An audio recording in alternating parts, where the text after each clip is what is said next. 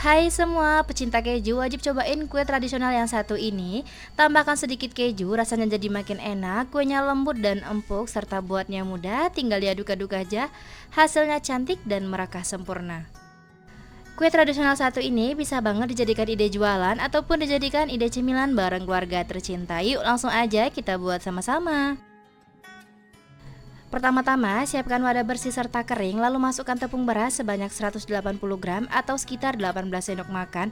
Tambahkan tepung terigu sebanyak 40 gram atau sekitar 4 sendok makan.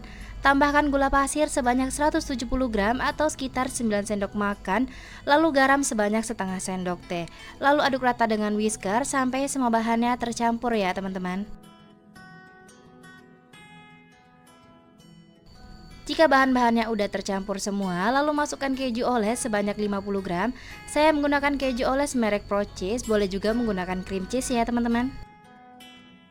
Lalu masukkan santan sebanyak 300 ml, masukkan secara bertahap dan diaduk dengan whisker sampai semuanya tercampur rata dan bahan-bahannya larut ya teman-teman.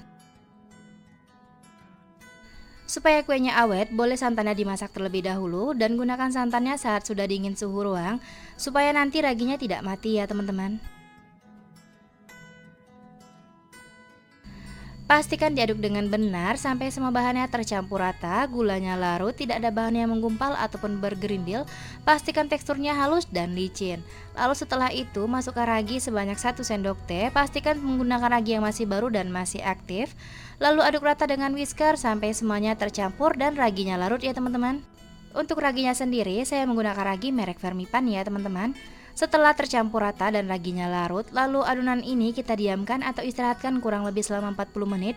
Tutup permukaannya dengan plastik wrap sampai adonannya mengembang dan muncul gelembung-gelembung kecil. Sambil menunggu adonannya mengembang dan muncul gelembung-gelembung kecil, kita siapkan kukusan dan kita panaskan bersama cetakan talam. Dan untuk cetakan talamnya jangan diolesi dengan minyak sayur. Jika diolesi dengan minyak sayur, kuenya tidak akan mengembang ataupun mekar ya teman-teman. Setelah 40 menit adonannya udah mengembang serta muncul gelembung-gelembung kecil pada permukaan adonan. Lalu kita buka plastik wrapnya.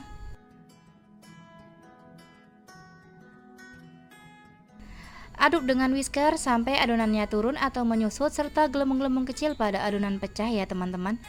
Pastikan diaduk dengan benar sampai adonannya menyusut dan gelembung-gelembung kecil pada adonan pecah. Selanjutnya akan saya masukkan baking powder sebanyak setengah sendok teh, lalu aduk rata dengan whisker, pastikan sampai tercampur dan baking powdernya larut. Saya menggunakan baking powder biasa yang merek kupu-kupu. Untuk hasilnya maksimal dan mekar sempurna, gunakan baking powder double acting ya teman-teman. Supaya memastikan adonannya udah halus, licin, tidak ada yang menggumpal ataupun bergerindil, kita saring adonannya terlebih dahulu.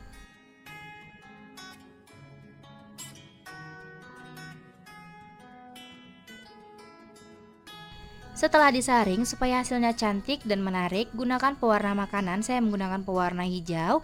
Lalu aduk rata, pastikan sampai tercampur dan gelembung-gelembung kecil pada adonannya pecah supaya kue yang dihasilkan bisa merakah sempurna ya teman-teman.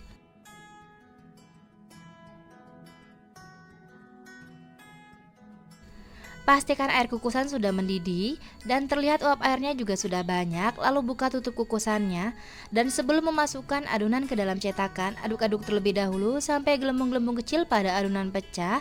Lalu isi ke dalam cetakan sampai penuh dan berikan jarak antar cetakan. Lalu kukus dengan api paling besar selama 20 menit sampai matang. Dan pastikan juga kalau air kukusan tidak menetes ke dalam adonan supaya hasilnya bisa merekah sempurna. Dan selama proses pengukusan jangan pernah tutup kukusan yang dibuka ya teman-teman. Setelah 20 menit kue mangkok mekar rasa kejunya udah matang, hasilnya cantik dan merekah sempurna. Langsung dikeluarkan dari kukusan dan setelah dingin baru lepaskan kue dari cetakan. Kita lakukan hal yang sama seperti semula, panaskan cetakan talamnya selama 5 menit. Lalu isi dengan adonan sampai penuh, berikan jarak lalu kukus dengan api paling besar selama 20 menit sampai matang.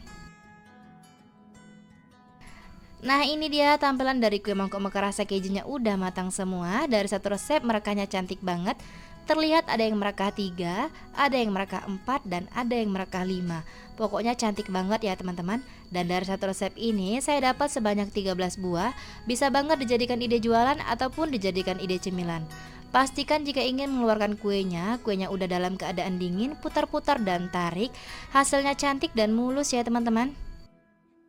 Ketika saya tekan berasa empuknya, dan ketika dibelah kelihatan seratnya juga halus, lembut dan empuknya berasa banget ya teman-teman, dan kelihatan banget.